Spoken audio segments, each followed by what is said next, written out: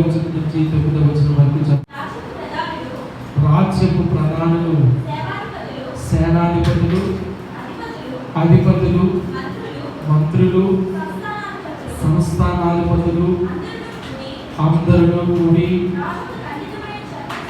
రాజుగా ఖండితమైన చట్టము స్థిరపరిచి దానిని శాసనముగా చాటింపజేయనట్లు యోచన చేసిరి.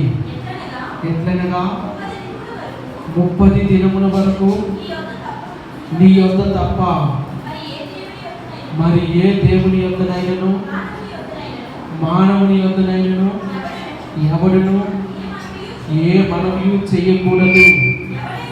ఎవడైనను చేసిన ఎడల వాడు సింహముల గృహలో పడద్రోయబడును. రాజా, ఈ ప్రకారముగా రాజు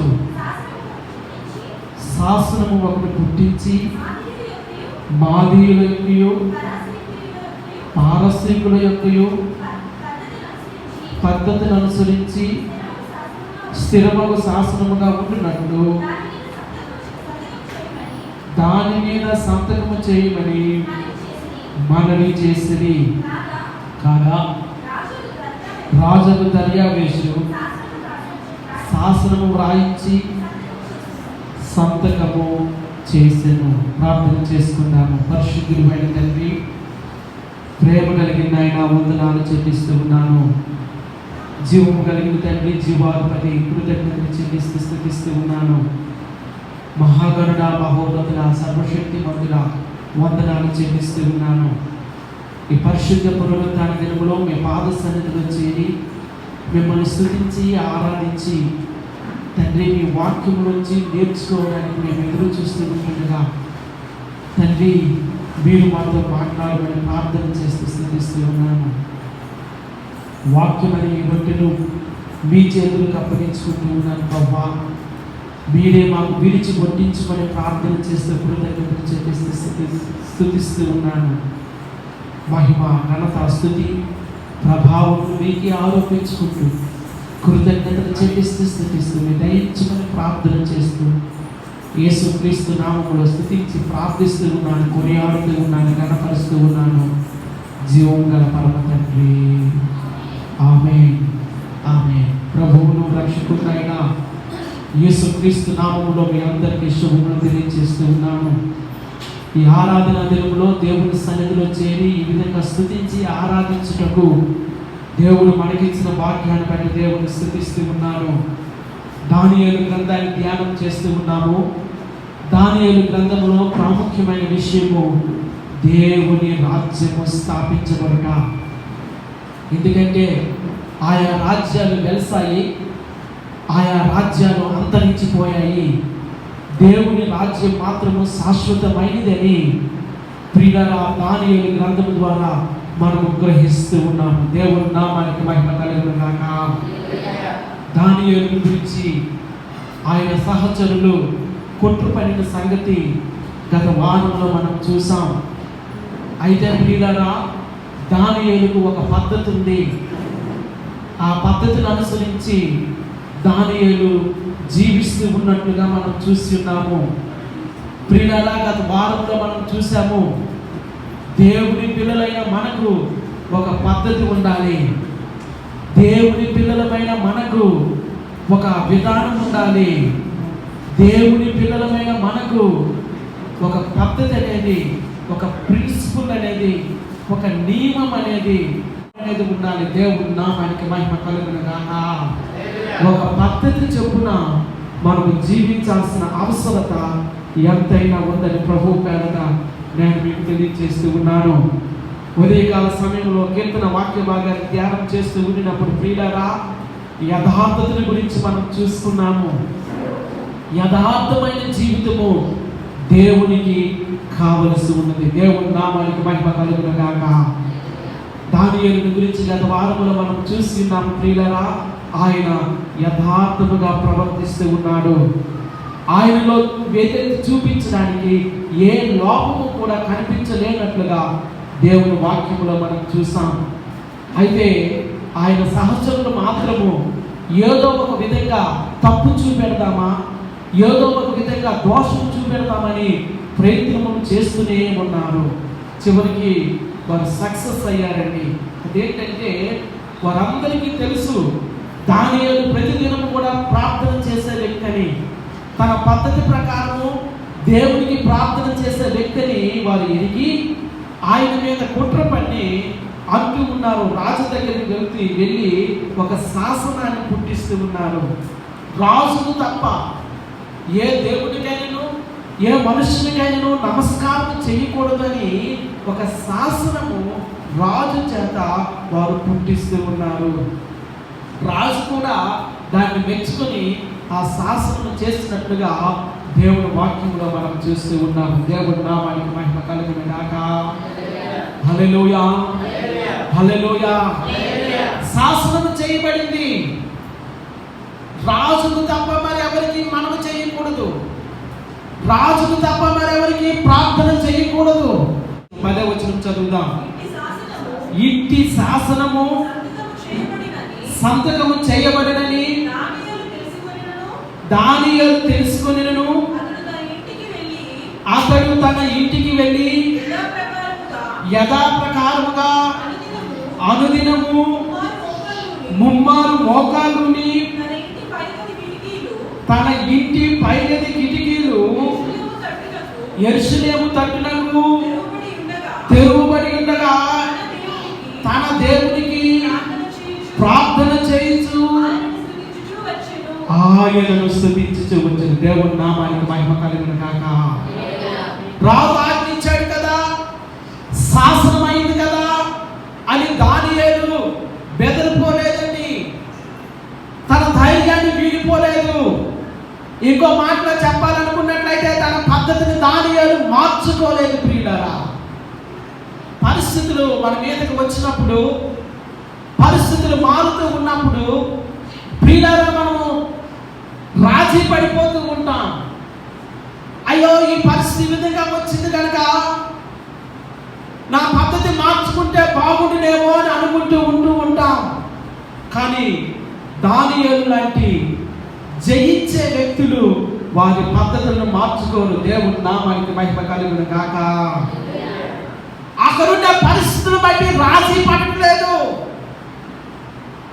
అక్కడ జరుగుతున్న పరిస్థితులను బట్టి ఆయన రాజీ పడట్లేదు. ప్రియులారా, దేవుని నామానికి మహిమ కలుగును గాక.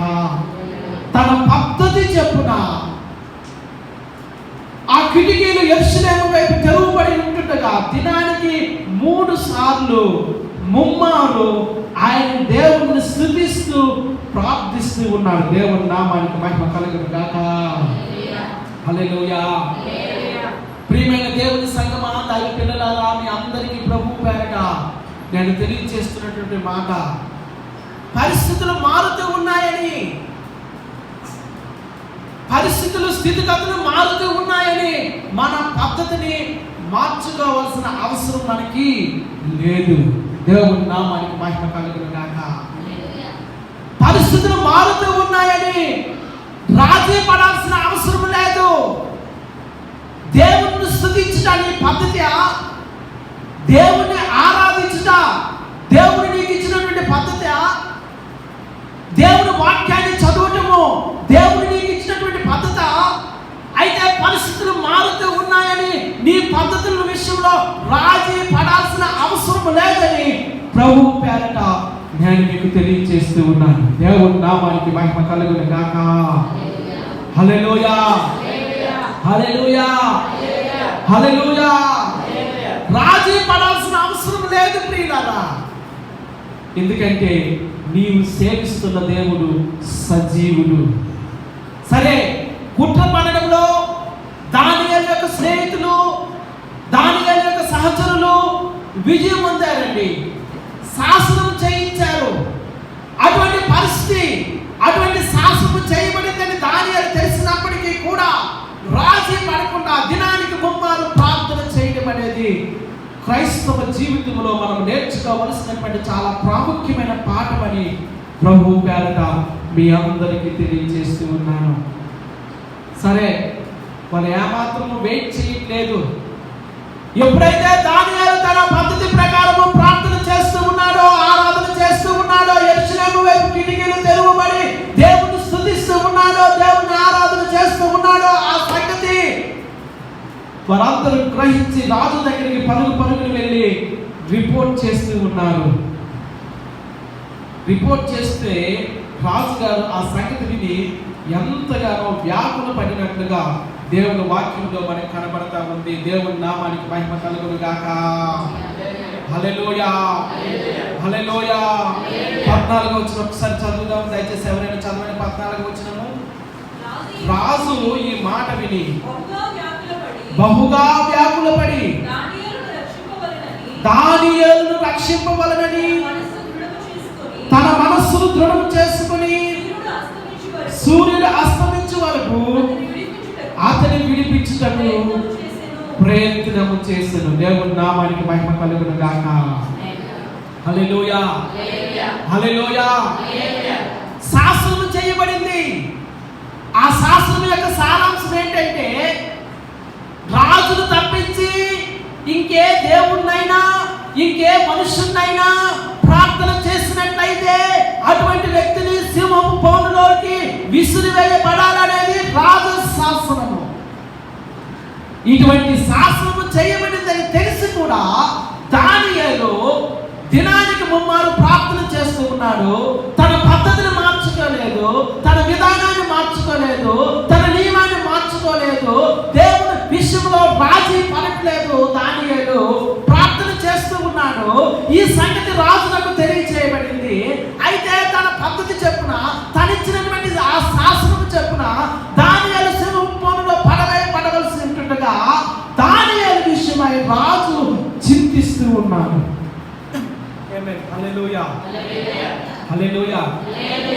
ఏ విధము చేతనైనా తప్పించాలి అని అనుకున్నప్పటికీ కూడా రాజశాసనం అయిపోయింది కనుక తప్పించడానికి వీలు లేదు. కల్దీయులు కానీ, మాదీయులు కానీ, పారసీకులు కానీ ఆ రాజులు ఏదైనా ఒక శాసనం ఇస్తే ఈవెన్ రాజు కూడా ఆ శాసనాన్ని మార్చడానికి వీలు లేదు. ప్రియులంగా దేవుని నామానికి మహిమ కలుగును గాక. ఎస్తేరు విషయంలో మీరు చూసారా? ఎస్తేరు గ్రంథంలో మనకు కనబడతా ఉంటుంది. అక్కడ కూడా రాజు ఒక శాసనం ఇస్తాడు. ఏమండి, యూదులు చంపబడాలని ఒక శాసనం ఇస్తాడు. ఆ ఇవ్వబడినటువంటి శాసనం అనేది మార్చడానికి వీలు లేదు. ఈవెన్ రాజు కూడా దాన్ని మార్చడానికి వీలు లేదు. ఒకసారి రాజు శాసనం ఇచ్చాడు అంటే రాజు కూడా దానికి లోబడవలసిందే. దేవుడు అద్భుతం చేసి యూదులను రక్షించుకున్నట్లుగా ఎస్తేరు గ్రంథం నుంచి మనం చదువుతూ ఉన్నాం. దేవుని నామానికి మహిమ కలుగును గాక. ఇప్పుడు కూడా అదే పరిస్థితి. రాజు శాసనం చేశాడు. ఏ దేవునికైనా ఏ మనుషునికైనా మొక్కిన వాడు, ప్రార్థన చేసిన వాడు సింహం బోనులో పడతాడనే శాసనం జరిగించి ఉన్నాడు కనుక దానియేలు ఆ విషయంలో మరి నిందించబడి ఉన్నాడు కనుక దానియేలును ఆ సింహం బోనులో వేయటం రాజుకి ఇష్టం లేక ఆ దినమంతా రాజు చింతిస్తూ ఉన్నాడు. ప్రియులారా, ఏ విధం చేతనైనా రక్షించాలని. కానీ రాజ శాసనము మారదు. 15వ వచనం చదువుదాం. ఆ మనుషులు దీన్ని చూసి రాజ సన్నిధికి సందడిగా కూడి వచ్చి, చూడండి, మంచి కార్యం చేయడానికైతే రారండి.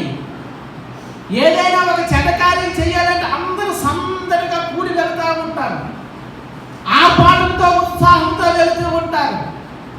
ఏమండి, నీతిమంతుడు, భక్తిపరుడైనటువంటి, యథార్థవంతుడైనటువంటి, దేవుని భయము భక్తి కలిగినటువంటి దానియేలు విషయంలో వారు ఎంత అత్యుత్సాహాన్ని ప్రదర్శిస్తూ ఉన్నారో ఈ మాటలో మనకు కనబడతా ఉంది. వారు సందడిగా రాజు దగ్గరికి వెళ్ళి, రాజా, రాజు స్థిరపరిచిన ఏ శాసనము గాని ఏ తీర్మానము గాని ఎవరును రద్దుపరచజాలడు. ఇది మాదీయులకును పారసీకులకును విధి అని తాము తెలుసుకొనవలెనని. దేవుని నామానికి మహిమ కలుగును గాక. రాజు ప్రయత్నం చేశాడు. దానియేలు యథార్థవంతుడైన సంగతి రాజులకు తెలుసు కనుక రక్షించాలని ప్రయత్నం చేశాడు. కానీ ఈ అల్లరి మూక సందడిగా వెళ్ళి రాజును ప్రశ్నించడం ప్రారంభించాడు. రాజులు ఏమీ చేయలేని పరిస్థితి. ఎందుకంటే రాజు ఒకసారి శాసనం చేసిన తర్వాత దాన్ని మార్చడానికి రాజు వలన కూడా తాను తయారు చేసిన ఆ శాసనానికి వ్యతిరేకంగా పనిచేసే అధికారం రాజులకు కూడా లేదు. సరే 16వ వచనం చదువుతాము. అంతట రాజు ఆజ్ఞ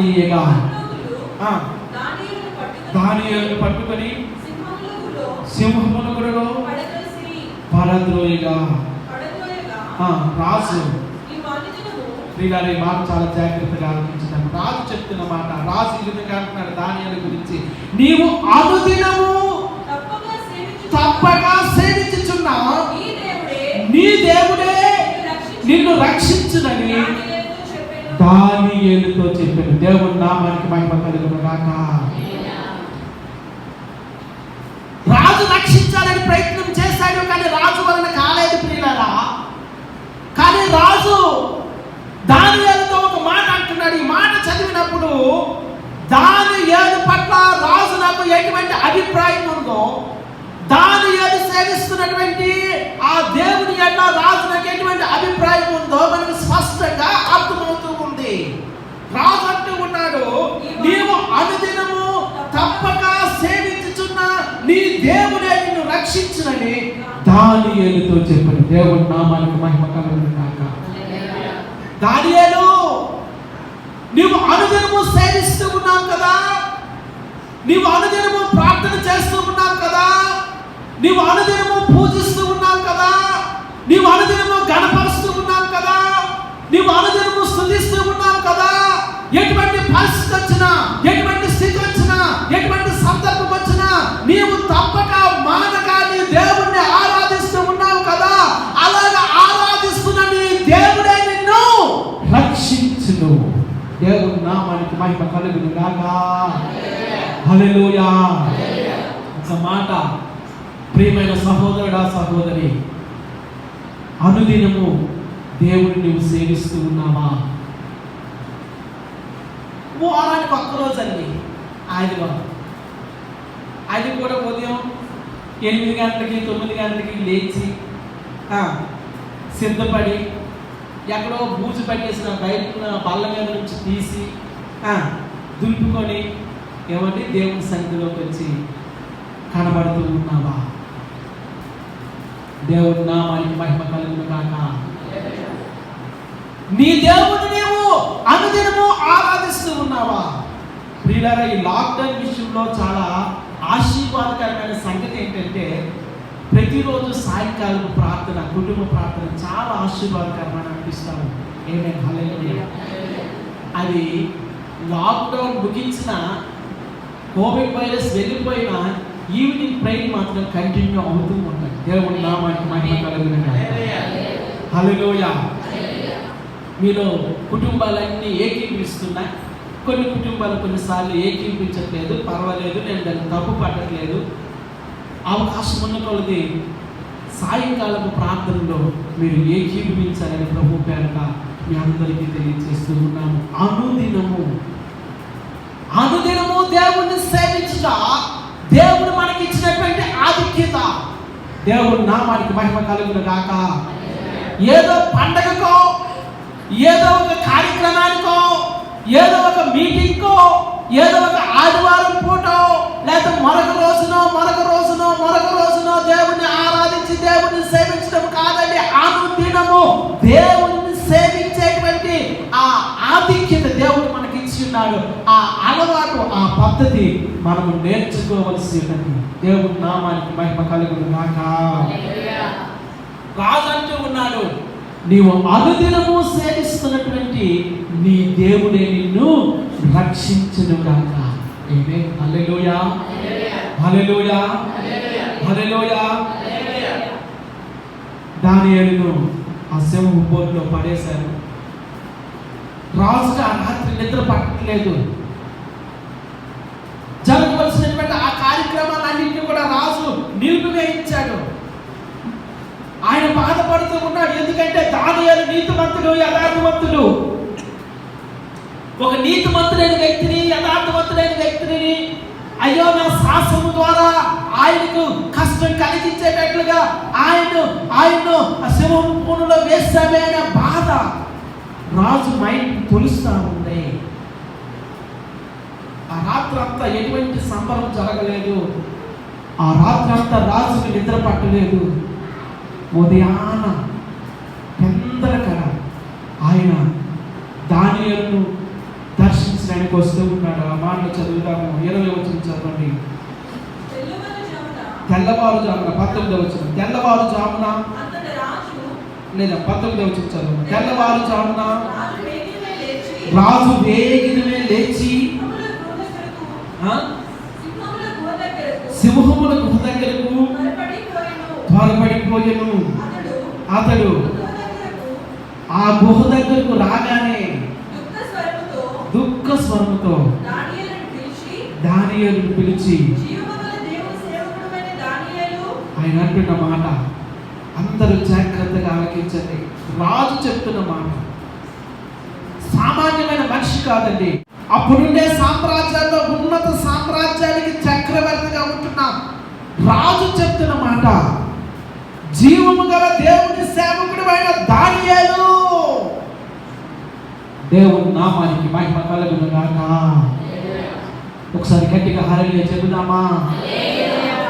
దానియేలు విషయమై రాజు ఇస్తున్న సాక్ష్యం అది. దేవుని విషయమై రాజు ఇస్తున్న సాక్ష్యం అది. అంటూ ఉన్నాడు, జీవము గల దేవుని సేవకుడు అయిన దానియేలు. తెలుసా, నీ దేవుడు జీవము కలిగిన దేవుడు. నీవు ఆరాధిస్తున్న దేవుడు జీవము కలిగిన దేవుడు. నీవు ఆరాధిస్తున్న దేవుడు సజీవుడైన, నేను ఆరాధిస్తున్న దేవుడు సజీవుడు, జీవము కలిగిన వాడు. దేవుని నామానికి మహిమ కలుగును గాక. జీవము లేని వాటిని మనం ఆరాధించలేదు, నిర్జీవమైన వాటిని మనం ఆరాధించలేదు. సజీవుడైన సర్వశక్తిమంతుడైన జీవము కలిగిన దేవుణ్ణి ఆరాధిస్తూ ఉన్నాము. అందుని బట్టి దేవుణ్ణి స్తుతించుదాము. హల్లెలూయా, హల్లెలూయా. రాజు తీసుకున్నటువంటి సాక్ష్యం, రాజు చెప్తున్నటువంటి మాటలు, జీవము కలిగిన దేవుని సేవకుడు అయిన దానియేలు. Praise God. ఇటువంటి సాక్ష్యము ఈ దినాన క్రైస్తవ బిడ్డలకు ఉండాలి. ఆమేన్, హల్లెలూయా. నీ ఇరుగు వారు పొరుగు వారికి తెలియాలి నీవు ఆరాధిస్తున్న ఆ దేవుడు జీవము కలిగిన దేవుడని. నీ సహోదరులకు తెలియాలి నీవు ఆరాధిస్తున్న దేవుడు జీవము కలిగిన దేవుడని. నీవు పని చేస్తున్నది బట్టి ఆ ఆఫీసులో కానీ, ఆ యొక్క ఉద్యోగంలో కానీ నీ సహచరులకు తెలియాలి నీవు ఆరాధిస్తున్న దేవుడు జీవము కలిగిన దేవుడు, సర్వశక్తిమంతుడు, సజీవుడని తెలియాలి. అలా తెలియాలి అంటే లోకముతో రాజీ పడిన జీవితాన్ని మనం జీవించాలి. దేవుని నామానికి మహిమ కలుగును గాక. దానియేలు రాజీ పడలేదు. ఏ విషయంలో రాజీ పడలేదు? ప్రార్థన విషయంలో రాజీ పడలేదు. శాసనం చేయబడినప్పుడు ఆ విషయంలో రాజీ పడలేదు. ప్రియులారా, తన పద్ధతి చెప్పున ప్రార్థన చేస్తూ ఉన్నాడు, యథార్థంగా ప్రవర్తిస్తూ ఉన్నాడు. ఏ దోషమైనను ఏ లోపమైనను లేని వ్యక్తిగా దానియేలు ఉంటూ ఉన్నాడు. దేవుని నామానికి మహిమ కలుగును గాక. అందుకే రాజుస్తున్న సాక్ష్యము, జీవము కలిగిన దేవుని సేవకుడు అయిన దానియేలు. చదువుదాం ఆ మాట, చదవండి. 20వ వచనంలో, జీవము గల దేవుని సేవకుడు అయిన దానియేలు, నిత్యము నీవు సేవించుచున్న నీ దేవుడు నిన్ను రక్షింపగలిగిన అని అతనిని అడిగిన. దేవుని నామానికి మహిమ కలుగును గాక. ఆతృతతో, ఆవేదనతో, దుఃఖ స్వరముతో దానియేలు చెప్తున్న మాట, నిత్యము నీవు సేవిస్తున్నటువంటి ఆ దేవుడు నిన్ను రక్షించాడా? దేవుని నామానికి మహిమ కలుగును గాక. అందుకు దానియేలు ఇస్తున్నటువంటి ప్రత్యుత్తరం 21వ వచనం. అందుకు దానియేలు, రాజు చిరకాలము జీవించును గాక, నేను నా దేవుని దృష్టికి నిర్దోషిగా కనబడితిని కనుక ఆయన తన దూతను పంపించి సింహములు నాకు ఏ హాని చేయకుండా వాటి నోళ్ళను మూయించెను. రాజా, నీ దృష్టికి నేను నేరము చేసిన వాడిని కాదు కదా నేను. దేవుని నామానికి మహిమ కలుగును గాక. దేవుని మాటలో, వాక్యములో ఒక మాట ఉంటుంది, నీతిమంతులు సింహము అని ధైర్యముగా ఉంటారు. దేవుని నామానికి మహిమ కలుగును గాక.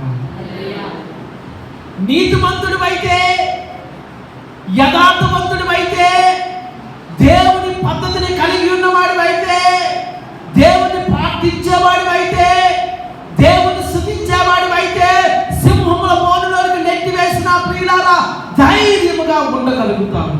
దేవుని నామానికి మహిమ కలుగును గాక. హల్లెలూయా, హల్లెలూయా, హల్లెలూయా. దానియేలు అంటున్నాడు, దేవుని విషయంలో నేను నిర్దోషముగా ఉన్నాను. రాజా, నేను ఏ నేరము చేయలేదు కదయ్యా, నేను ఏ నేరము చేయలేదు. నీ ఎదుట నేను నేరము చేసిన వాడిని కాదు. ఒకవేళ నాలో దోషం ఉండినట్లయితే, నాలో నేరం ఉండినట్లయితే దానికి కావలసిన శిక్షను నేను అనుభవిస్తాను. కానీ నేను ఏ నేరము చేయలేదని దానియేలు రాజుతో మనవి చేసుకుంటూ ఉన్నాడు. అప్పుడు రాజు ఏం చేశాడు చూద్దాం. 22వ వచనం చదువుతామా ఒకసారి.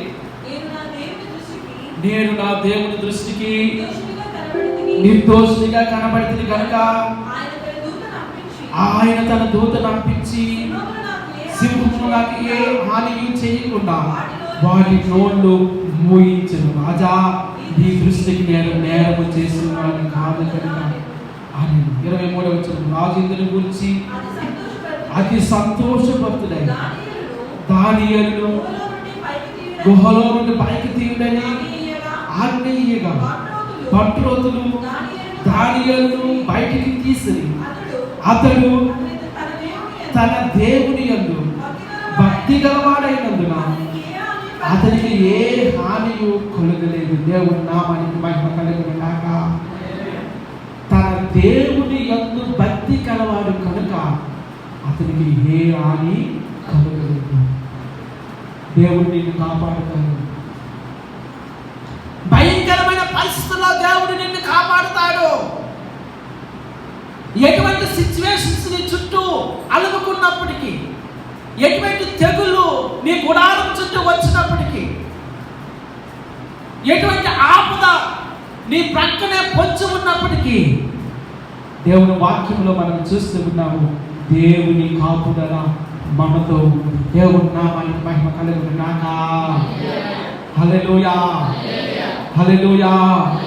ఈ ఉదయకాల సమయంలో మరొకసారి మీ అందరికీ నేను తెలియజేస్తున్నటువంటి మాట, ప్రతి పరిస్థితిలో కూడా నీ పక్కనే దేవుడిని నీకు సహాయం చేస్తూ ఉన్నాడు. దేవుని నామానికి మహిమ కలుగును గాక.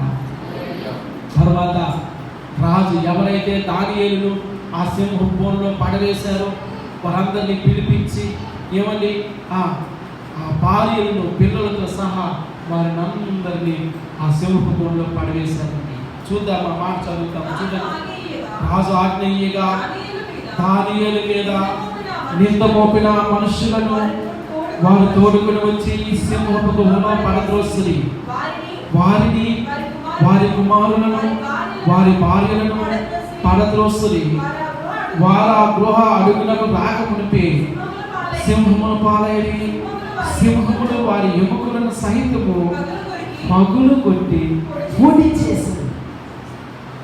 నీతిమంతుడైతే ప్రియులారా ఆయన వస్త్రపు చెంగును కూడా ముట్టడానికి సింహాలకు అధికారం లేదు. ఆ నీతిమంతులైతే సింహమును పాలై వారి ఎముకలు కూడా పిప్పి చేశారు, పొడి చేశారు. పొడి చేసినంతగా వారి జీవితాలు అయిపోయాయి. వీళ్ళ యథార్థత మనకు కావాలి. దేవుని యొక్క నియమాన్ని మనం పాటించాలి. దేవుని యొక్క పద్ధతి మన జీవితంలో ఉండాలి.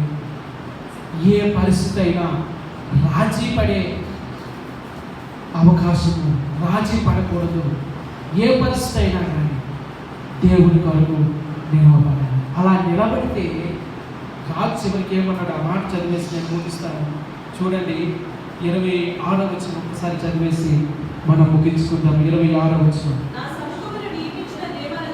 నా సముఖమున నియమించిన దేవనగా నా రాజ్యములోని సకల ప్రభుత్వములు యందుండు నివాసులు దానియేలు యొక్క దేవునికి భయపడుచు ఆయన సముఖమున వణుకుచుండవలెను. ఆయనే జీవము కలిగిన దేవుడు. రాజు ఒప్పుకుంటూ ఉన్నాడు. The king is confessing the true God. నిజమైన దేవుణ్ణి, సజీవుడైన దేవుణ్ణి, జీవము కలిగిన దేవుణ్ణి రాజు ఒప్పుకుంటూ ఉన్నాడు. అంటూ ఉన్నాడు, దానియేలు యొక్క దేవునికి భయపడుచు ఆయన సముఖమును వణుకుచుండవలెను. ఆయనే జీవము గల దేవుడు. ఆయన తప్ప వేరొక దేవుడు లేడు. ఆమేన్ చెప్దామా? హల్లెలూయా. ఆయనే జీవము కలిగిన దేవుడు. ఆయనే యుగయుగములు ఉండేవాడు. ఆయన రాజ్యము నాశనము కానేరదు. ఆయన ఆధిపత్యం తుదమట్టుకు ఉండదు. దేవుడి నామానికి మహిమ కలుగును గాక. ఆయన రాజ్యము శాశ్వత రాజ్యము. దానియేలు గ్రంథంలో పదే నేను చెప్తున్న మాట, ఆయన రాజ్యము శాశ్వత రాజ్యము. ఆయన రాజ్యము నాశనము చేయబడదు. ఆయన ఆధిపత్యము తుదమట్టుకు ఉండును. యుగ యుగములు ఆయనే దేవుడు. దేవుడి నామానికి మహిమ కలుగును గాక. దానియేలు యథార్థవంతుడై తన పద్ధతి చెప్పున రాజీ పడక దేవుని నామాన్ని ఘనపరిచి ఉన్నాడు కనుక దేవుడు దానియేలు జీవితం ద్వారా మహిమపరచబడి ఉన్నాడు. దేవుని నామానికి మహిమ కలుగును గాక. ఈ దినాల్లో మనందరి జీవితాలలో దేవుడు మహిమపరచబడాలి. రాజీ పడవద్దు. ఏ విషయంలో రాజీ పడవద్దు. దేవుని కొరకు నిలవబడతాం. శ్రమ అయినా, కష్టమైనా, ఇరుకైనా, ఇబ్బంది అయినా, ఏదైనా కానీ దేవుని కొరకు మనం నిలవబడతాము. మన పద్ధతిని విడిచిపెట్టుకోక దేవుని అనుదినము సేవించుదాము, ప్రార్థించుదాము, దేవుడిని గణపరచుదాము, దేవుడిని మహిమపరచుదాము. అలా మన అందరము దేవుని కొరకు జీవించాలని మనస్ఫూర్తిగా తెలియజేసుకుంటే నా మాటలు ముగిస్తూ ఉన్నాను. దేవుడు మనం నిండారుగా దీవించి ఆశీర్వదించుగాక. ఆమేన్. ప్రార్థన చేసుకుందాము. పరిశుద్ధుడైన తండ్రి, ప్రేమ కలిగిన ఆయన వందనాలు చెల్లిస్తున్నాను. అయ్యా, ఈ భయంకరమైన పరిస్థితుల్లో దానియేలు వలె మేము జీవించుటకు మీ కృప మా అందించుకొని ప్రార్థన చేస్తున్నాను. మా చుట్టూ ఉన్నవారు ఎన్ని కుట్రలు మా మీద చేసినా మా యథార్థతను విడిచిపెట్టుకోక భయము భక్తి కలిగి అనుదినము మిమ్మల్ని సేవించే కృప మనందరికీ అనుగ్రహించమని ప్రార్థన చేస్తున్నాను. మీ దయించమని ప్రతిమలాడుకుంటూ కృతజ్ఞతలు చెల్లిస్తూ స్థుతిస్తూ మీ దీవుని నుంచి మనం ప్రార్థన చేస్తూ నిండు మనసుతో వందనాలు చెల్లిస్తూ స్థుతిస్తూ యేసుక్రీస్తు నామములో స్తుతించి ప్రార్థిస్తూ ఉన్నాను, కొనియాడుతూ ఉన్నాను. జీవము గల పరమ తండ్రి. ఆమేన్. ఆమేన్. అందరూ లేచి